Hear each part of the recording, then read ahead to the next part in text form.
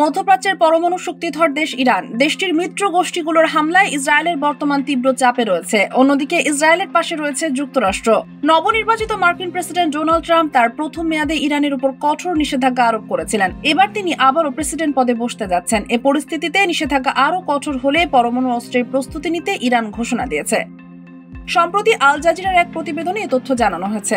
জাতিসংঘের পরমাণু পর্যবেক্ষক সংস্থা জানিয়েছে, ইরান আন্তর্জাতিক পরমাণু শক্তি সংস্থাকে IAEA জানিয়েছে তারা ইউরেনিয়াম সমৃদ্ধ করার জন্য 6000-এরও বেশি নতুন সেন্ট্রিফিউজ স্থাপনের পরিকল্পনা করছে।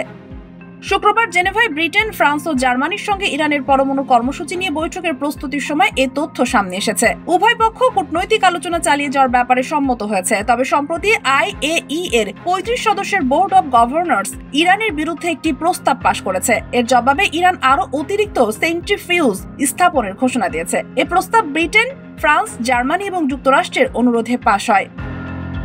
এর আগে ইরান জাতিসংঘের পর্যবেক্ষকদের সঙ্গে চুক্তি করেছিল যে তারা উচ্চ সমৃদ্ধ ইউরেনিয়াম মজুতের সীমা 60% পর্যন্ত রাখবে। উল্লেখ্য, পরমাণু বোমা তৈরির জন্য ইউরেনিয়ামের বিশুদ্ধতা 90% নিচে রাখা প্রয়োজন।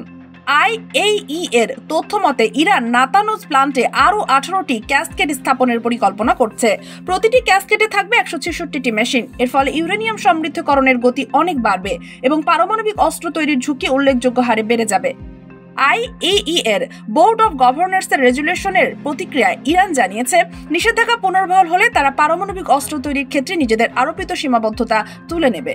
ইরানের এই ঘোষণার পর ইসরায়েলের প্রধানমন্ত্রী বেনিয়ামিন নেতানিয়াহু কড়া হুঁশিয়ারি দিয়েছেন। তিনি বলেছেন, ইরানকে পরমাণু অস্ত্র অর্জন থেকে ঠেকাতে প্রয়োজনীয় সব পদক্ষেপ নেবেন। তিনি আরো বলেন, ইরানকে ঠেকাতে যা করা দরকার তা তিনি করবেন। দেশ জগৎ ইন্টারন্যাশনাল ডেস্ক।